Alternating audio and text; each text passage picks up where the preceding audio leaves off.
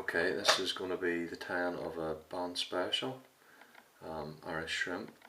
So first up is get your hook in the vise, whatever you're tanning on. This is a size 8 mustad, double in black nickel, and I've started the white uni thread just behind the eye, and I'll run it up to in front of the point and then come back down, catching a length of oval silver on the way up,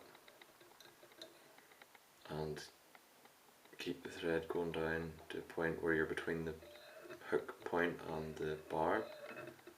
Wind on a tag of 3 turns or 4 turns and catch it off, tie it up to the halfway point, trim away your waist, and the tail on this is going to be a golden pheasant breast feather, and this is dyed red. So I'm just going to take a feather off the skin here, and this is it here. Pull away the flue from the base, leave you with that, and then reveal the tip of the feather to tie it in, so you're left with this. Tie it in with the good side of the feather facing you, and tie it right up against the tag. Trim away the waist. At this point I'm going to wax the thread, so that I have a bit of waxed thread ready and waiting for tan it off. Double your fibres back,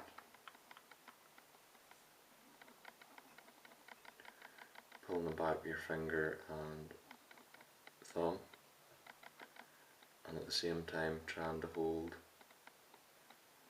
them in that position whilst wrapping. This looks a bit messy, but as long as your feather stays that shape, you can just keep wrapping, and then you can tidy this up once you've got tied down. So just wrap and use the whole feather until you run out of fibres, and then cross over the base of your stalk and get in 4 or 5 turns, or what I do is continue to the halfway point and then trim that away. With a dubbing needle or the tip of your scissors, just gently spread the fibres out evenly where they want to sit naturally. Just try and even them up so your tail looks even. Doesn't have to be perfect, but when you're happy that you've spread them out around, head down towards the tag and take a couple of turns over the base of the stalk of the feather, so your tail's sitting like that. And you can put flash in. If I was putting flash in, I was tied it in before the golden pheasant breast feather, and that way it's in between the fibres. There's no flash in this one, so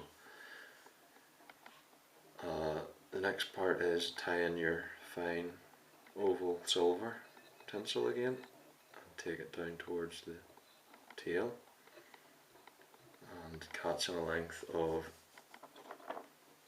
I'm going to use bright yellow uni floss for the rear half of the body. So tie it in,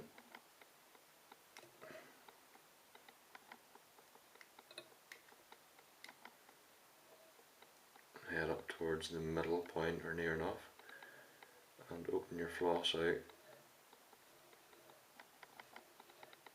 and keep a nice smooth even body, or as neat as you can. You can also use yellow seals fur if you wish. So I'm going to get to almost the halfway point and tie off.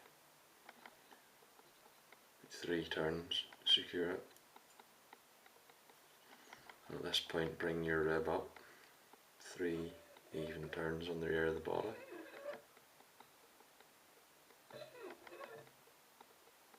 Keep the tension on it when you're tying it off.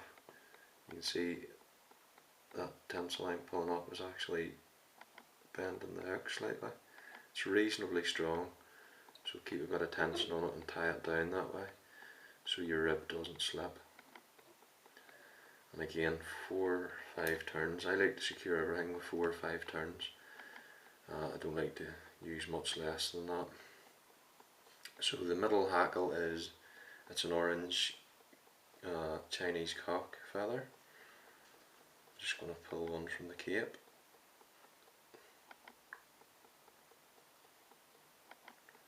If I can find one the right size.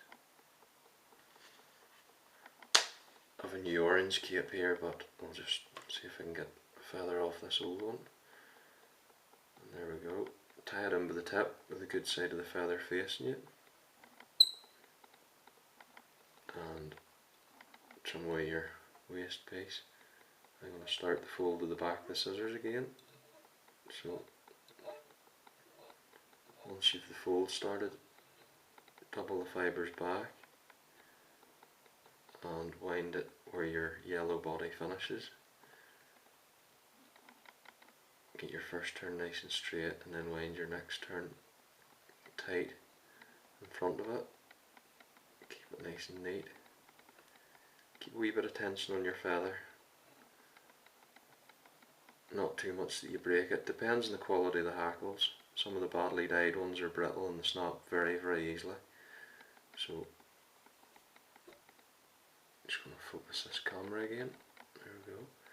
That's 3 turns of the orange hackle, so I like 3 turns is usually what I use. Gets you a nice bright colour. Any more than 3 it starts to become very heavily dressed. So again, your bit of rib that you cut away from the rear half of the body, you can use it for the front if it was long enough. Tie it in up against the yellow hackle and catch in a length of black floss. It's going to be the front of the body. And the front of the body, the way I do my Irish shrimps is I do 3 turns on the rear of the body and 2 turns of ribbon on the front. Some people go exactly half and half. Doesn't really matter, but that's just the way I like to tie them.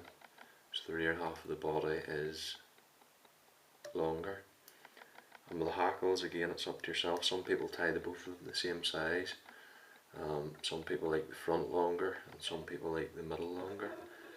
I like them about the same size is good for me, but it really depends. Just tie it the way you want to tie it.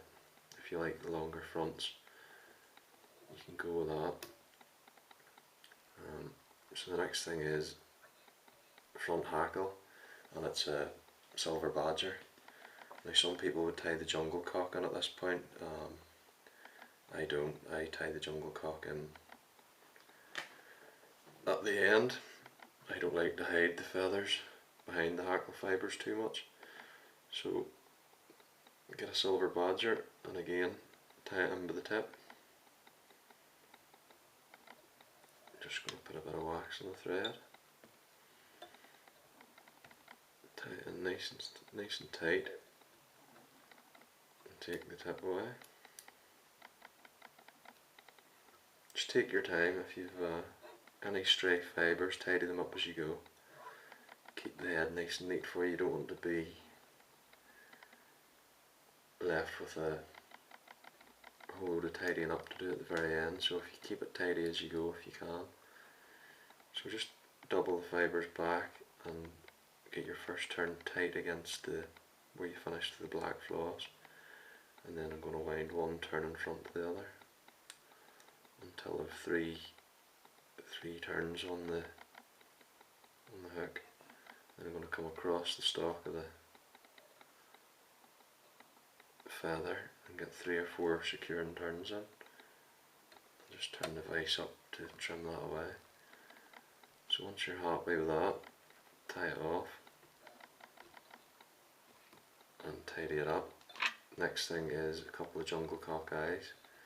So again, this is personal preference. I'm just going to pick 2 average sized eyes and tie them in. So Just bear with me to get two from the cape here. There's two eyes there. Just gonna get a tie-in point here with them.